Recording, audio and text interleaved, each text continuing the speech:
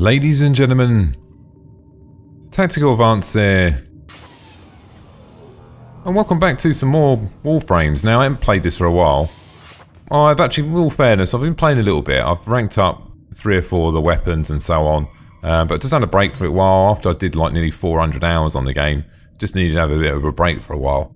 But I plan on getting back on top of it now. Pretty impressed, guys. Now, I literally went from playing it, having a break, logging in and thinking, God, this is a totally different game. Now, they've gone for a slight transition. I think that when it came out in pre-alpha and then it went, it went out on console, they started adding so much sort of new sort of functionality, like the codexes that was added in. There's all sorts of aspects of the game that was added into the current UI. And then we've come out with this. It's really cool. I really like it.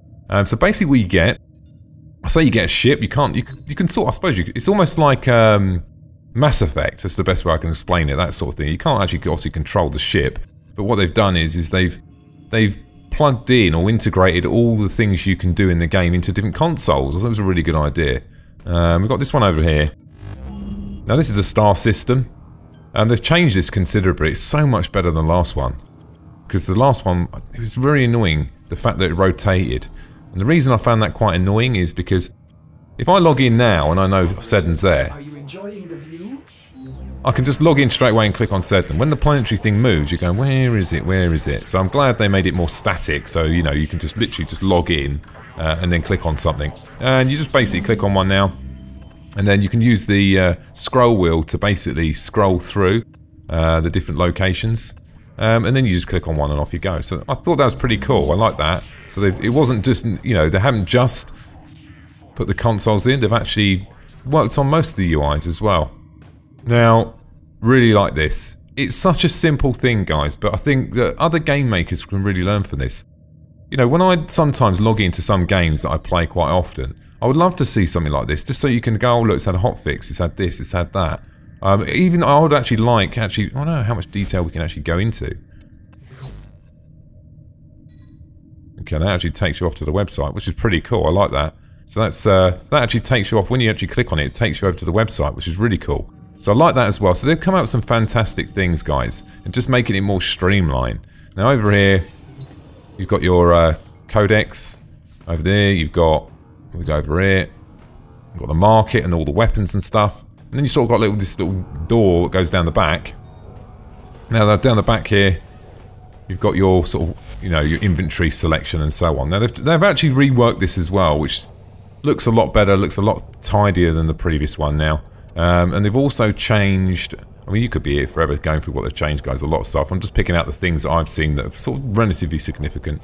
One thing that I noticed they have changed, they've changed the way that you fusion cards now, which I thought was a lot better. So what you can actually do now, you can say, like, what do you want to do? I want to fusion multiple cards, for instance. You can then select, say, for instance, a card. And it sounded quite a simple thing, but at the time, if you were in the previous version, it was quite irritating. You can just now click on that, and it will get all your cards and tell you the amount and how far it will take it, rather than you going, clicking on the card, clicking on fusion cores, clicking on the cores, then click on, look at the price, and then realise you don't want to do it, and you've just made about 20 clicks. So that's really good. And also the duplicate card thing as well. I mean, like you just saw there, if we just go back one, we go to fusion, for instance, and if I click on this one, and then I can click on duplicate cards, it says, right, it's going to take it to maximum rank 3. How much is it going to cost me? 4,200. Job's a good one. Let's do it. But in this case, don't need to, because I've got that card maxed out anyway. So, cool stuff in there. There's a lot more in there, but there was sort of the things that I picked up on, because that's the sort of things I'm doing quite often on a day-to-day basis. Now, the other thing I really liked, I like the fact that you can have multiple configurations, so you can do different loadouts. I thought that was a really good idea as well. I really like that. And also you can create loadouts. And loadouts, basically, what you can do, let's say, what always happens in Warframe. Let's just say, one of your friends say, oh, I want to go to this system, I want to do a high wave defend, can you bring Vauban with you, right? Now, if you've been using Vauban earlier on another mission, and maybe it wasn't a high wave defend, you were just using him because you were ranking him up and you had some weapons or something, now the challenge you would have then is you would have to go to Vauban and pull out a loadout, where you don't have to anymore, because what you can do is you can create default loadouts. You know, one, you can have Vauban for high wave, Vauban for this, Vauban for that, and you can create multiple different loadouts, which is really cool, like that as well. I haven't set all mine up yet, I keep forgetting to do it, but now you get this little platform here. You can actually get a little dog in-game, which is pretty cool. I haven't got it yet. You get it through the codex. That's something I've got to look at getting. I'm going to work on that. There's a little bug here. I think my def cue's stuck up there. I don't know if it's supposed to be stuck there or not. I'm not really sure. But he's always sitting there. Maybe that's where he sits. I don't know. What other workstations we got? We have... Oh, let's go over this side. This is pretty cool. The Foundry stuff now. That's all been reworked as well. I don't mind this. I don't like... I'll be fair to say, I wish it was just static. I don't like this moving when you know, I wish it just sat still, but I mean, it's only a small thing. Come in, you know, it's very much, you know, similar to what it was before. I think it's more of a design change really with there. But one sort of pretty cool thing is you can actually see what's going on here, buzzing away. When you actually build a weapon, the weapon is actually in there and you can see it sort of working on it, if you know what I mean. It's pretty cool, I like that. Over this side, you've got all your mods, but you can access that from over on the other panel as well. Now all of this stuff can actually be accessed through here anyway, so you can come in here and just go equipment, arsenal, jobs are good, and you can come to it in here as well, which is giving you two options. It's, you know, if you want to go through the menus, if that's what you prefer, then that's up to you.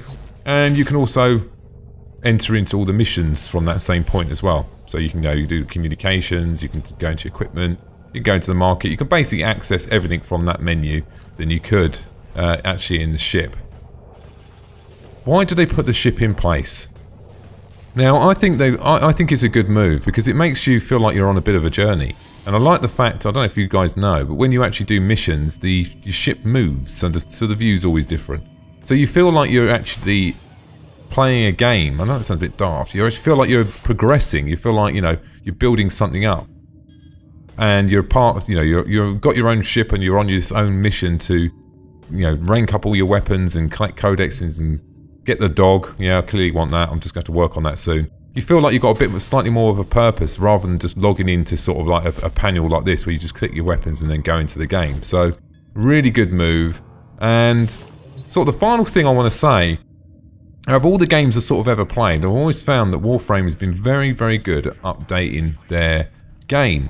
They're always doing patch updates, which always are relatively small, you know, sometimes 10, 20 meg. They're always patching, always fixing, they're always adding content, they're always doing revisions, and they've shown it's a brave thing, it's a brave move for a game maker to make a change to a game that is successful, that's got millions and millions of players, as significant as this. I mean, it's a transformation in what it was before. But 10 out of 10. It's worked very well and it looks absolutely fantastic. Good praise for them. Now the second thing is for me, Warframes has probably had one of the best character models I've ever seen. They look absolutely fantastic in the animations. Anyway, ladies and gentlemen, just a little bit of an introduction into, you know, what's actually changed actually from the sort of, what do I call it? It's not really from the ship point of view, I suppose, and the menu system.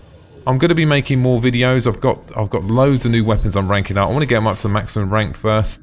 So I've been really enjoying it.